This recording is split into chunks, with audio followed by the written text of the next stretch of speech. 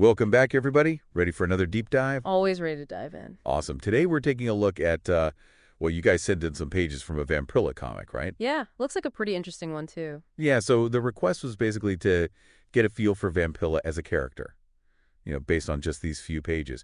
And I gotta say, the opening scene is pretty striking. We see Vamprilla, she's kind of sprawled out on the floor, surrounded by all these empty bottles. Yeah. Not exactly the picture of, well, responsibility, is it? No, not really. So what do you think? First impressions. What does this tell us about Vamprilla? Well, it's a little, I don't know, cliche maybe, the whole an alcohol thing, but, there's probably something deeper going on here. It makes you wonder, right? Is this like a moment of weakness, or is she just, blowing off some steam? Yeah, good point. And then there's that line, someone says, you've been holed up here 3 days now. So she's hiding out, clearly. But then, boom, next page, we see her, intensely training. It's a pretty stark contrast.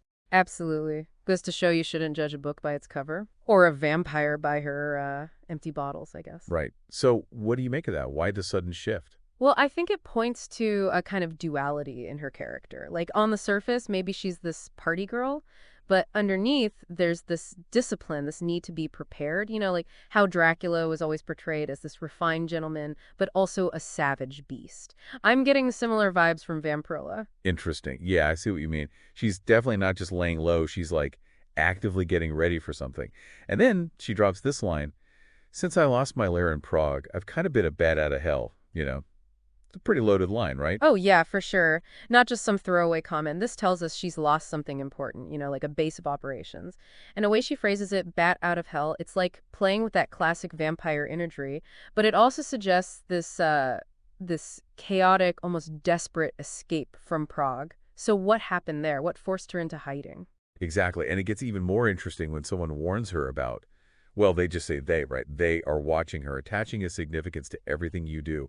Suddenly, it's all very cloak and dagger, very mysterious. Right. You get this real sense of paranoia, like someone's always watching and we don't know who they are, but it sounds pretty serious, like a powerful organization maybe. Or, maybe even something supernatural. Ooh, spooky. And it makes you wonder, what makes Vamprilla so important to them? Why are they so fixated on her? Definitely a good question. And, speaking of fixated, take another look at how Vampilla is presented visually.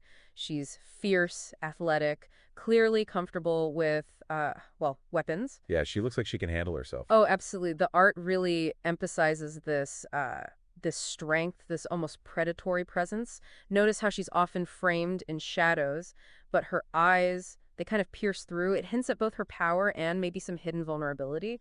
Ooh, that's a good observation. I hadn't noticed that. And the colors, too, right? Lots of reds and blacks. I'm guessing that's not just a random stylistic choice. Oh, definitely not. Red, color of blood, passions, danger. It's all very vampire-y themes. And black, well, that's mystery, the night, the unknown. It all adds to this feeling of danger lurking beneath the surface. Right, right. So I guess the takeaway here is that even from just a few pages, we get this incredibly compelling character.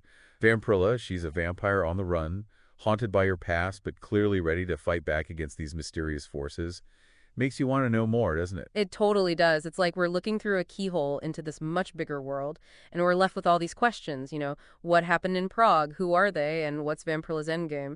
I'm ready to jump into the next issue and find out. Me too. It's a real cliffhanger. So what about you guys listening? What are your theories? What do you think went down in Prague? Who are these mysterious they? Let us know. And until next time, happy reading.